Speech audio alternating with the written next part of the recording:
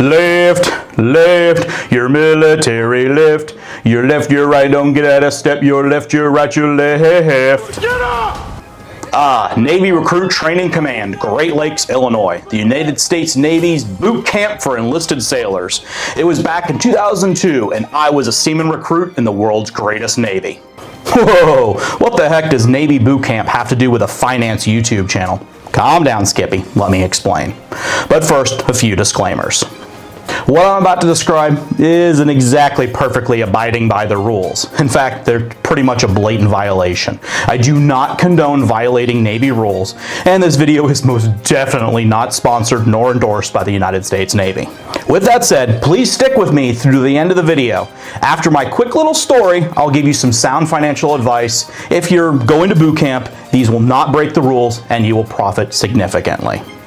Alright, like I was saying, it was the summer of 2002 and I was the Navy RTC, and from the moment I stepped off the white bus into Camp Moffett, this was a huge cultural shock for me.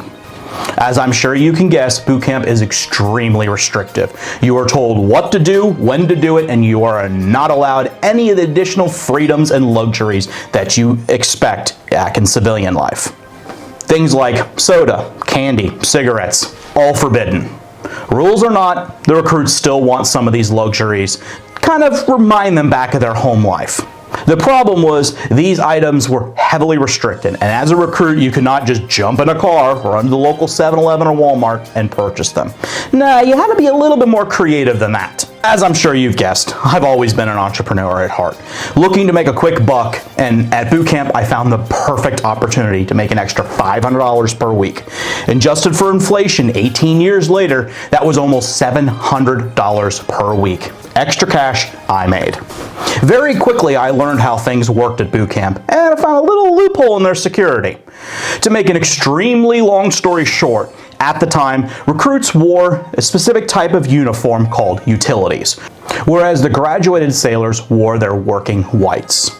I quickly discovered that if I were to put on my working whites uniform, the Master at Arms, which is the Navy's version of the military police, would let me walk right off the boot camp base, across the street to the main naval base, and right into the base there. Now, it was a bit of a long walk, and I was in much better shape at the time, but I had a lot of free time, and this was well worth the walk. Once I was in the base, I would walk over to the Navy Exchange, purchase whatever items my fellow recruits wanted, and I'd smuggle them back into the boot camp base. Of course, I would sell every one of these items back to the recruits with a heavy profit. It also goes without saying that if I were to get caught, that would be very, very bad. In fact, I do have a very funny story. Maybe I'll share with you guys sometime. I was caught. I was able to use my wits to reduce the outcome of my punishment, but that's a story for another day. Now, why don't you sound off down in the comments below and tell me how brilliant or how stupid my actions were. Of course, I know I wasn't the first to figure this out, and I sure as heck wasn't the last. For any of you who think you'll be cute and try and do the same, from what I've heard, the Navy has really locked down things, and so any new recruits, you're probably not going to have the same abilities to wander on and off the base as I did. Remember, that was 20 years ago. Alright, now we'll end that little story. And for those of you that stayed, I will give you some tips to maximize your finances when you're in the boot camp. This will work if you are Navy, Air Force, Army, Coast Guard, or Marines. Depending on your contract, when you enter boot camp, you'll either get pay grade of either E1 or E3. Based upon the current 2020 military pay grade schedule, you will earn between $1,600 and $2,000 per month. Of course, the military does take pretty much everything out of your first paycheck to pay for your personal items. Stuff like shampoo, razors, etc. But after that first paycheck, you should be getting your normal pay. And that should normally be about $50 per day in a 30-day month.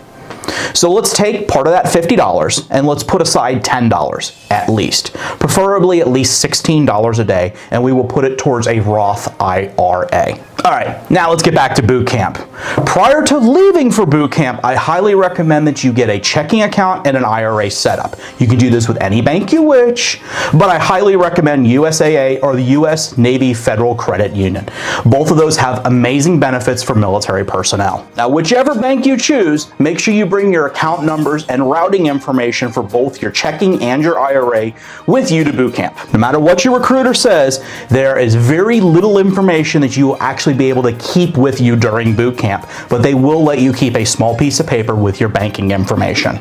Then, on one of the first few days of boot camp, they'll sit down with you and get all of your information they need so they can make the direct deposit of your paychecks every 2 weeks. Once you have your direct deposit set up, everything's automatic and you don't have to worry about it. Now you can just go back to focusing on getting through your training and finishing boot camp. Thank you very much for watching. Please make sure that you like and subscribe to my channel for weekly videos on financial advice.